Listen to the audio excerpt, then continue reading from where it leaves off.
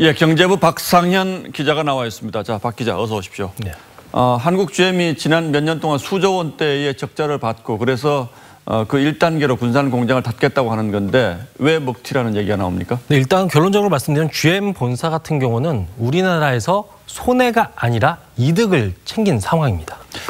경영난이 이렇게 심각했다고 하는데 어떻게 이득을 챙깁니까? 예, 한번 따져보게 되면 GM 본사가 얼마를 투자해서 과연 얼마를 가져갔을까 이걸 보겠습니다. 예. GM 본사가 2002년에 대우차를 인수한 금액이 당시 4,300억 원입니다. 여기 2009년 유동성 위기 때 유상증자를 통해서 4,900억 원을 추가로 투입했으니까 다 합쳐봐야 9천억 원이 조금 넘는 돈을 투자를 한 셈입니다.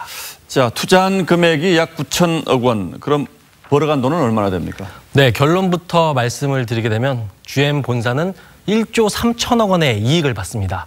이 GM 본사는 2013년부터 2016년까지 한국 GM에 2조 4천억 원을 대출을 해줬는데 이 기간 동안에 이자로만 4,600억 원을 가져갔습니다. 예. 여기에 또 GM 본사가 개발한 차를 한국에서 팔 때는 연구개발비 명목으로도 또 돈을 챙겼습니다. 이 돈도 이 같은 기간 동안 1조 8천억 원입니다. 그래서 계산을 해보면 투자한 비용은 1조 원가량이 되고요. 이자와 연구개발비로 가져간 금액은 2조 3천억 원입니다. 결국 1조 3천억 원이 넘는 이익을 봤다 이렇게 볼 수 있습니다. 예, 그런데 본사로 넘어간 돈이 이것뿐입니까? 네, 본사로 가져간 돈은 또 있습니다. 이 로열티 명목으로 매출액의 5%를 챙겼습니다. 한국 GM이 2002년부터 9년간 GM 본사에 낸 로열티가 2조 원이 넘습니다. 이 앞서 말씀드린 1조 3천억 원의 로열티 2조 원, 그러니까 GM 본사 같은 경우는 3조 3천억 원의 이득을 받습니다. 그런데 지금까지 수조 원의 적자가 쌓였다는 점을 감안한다면 이 3조 3천억 원을 모두 이익이라고 할 수는 없지 않겠습니까? 그런데 이게 현재 한국 GM의 자산과 부채 규모는 비슷합니다. 그러니까 말 그대로 자본 잠식 상태인데요. 예. 이 원론적으로는 청산을 하게 되면 남는 돈이 없다 이런 얘기인데 하지만 주요 공장 부지 자체가 현재 공시지가로 낮게 평가가 돼 있기 때문에 여기에 시세가 반영된다면 또다시 차익이 발생할 수 있습니다.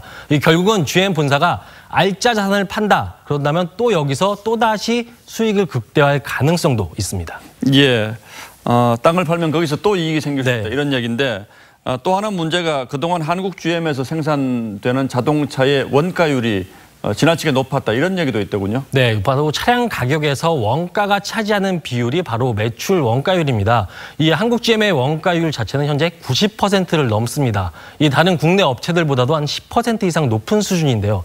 이 원가율이 높은 이유는 본사가 비싼 값의 부품을 줘서 조립을 하게 하고 여기에 조립된 완성차는 또 상대적으로 싼 가격에 가져갔기 때문입니다. 이 한국 GM은 이익이 거의 없는 구조다 이렇게 볼 수 있는 건데 또 한국을 아시아 시장의 생산기지로 만들려 했던 계획조차도 철회를 했습니다. 대신에 중국에 연간 400만 대의 생산시설을 새로 지었습니다. 이렇게 보면 우리로서는 상당히 억울한 측면이 있는 것 같은데 트럼프 미국 대통령이 여기에 또 불을 질렀군요. 네, 맞습니다. 트럼프 대통령이 무역 관련 회의 중간에 발언을 한 건데요. 뭐라고 했냐? 나의 미국 우선주의 정책 때문에 GM 한국 공장이 미국 디트로이트로 돌아온다 이렇게 말을 했습니다. 예. 결국 군산 공장 문을 닫는 게 트럼프 본인 덕분이다 이런 식으로 해석을 한 겁니다. 예, 박상현 기자 잘 들었습니다.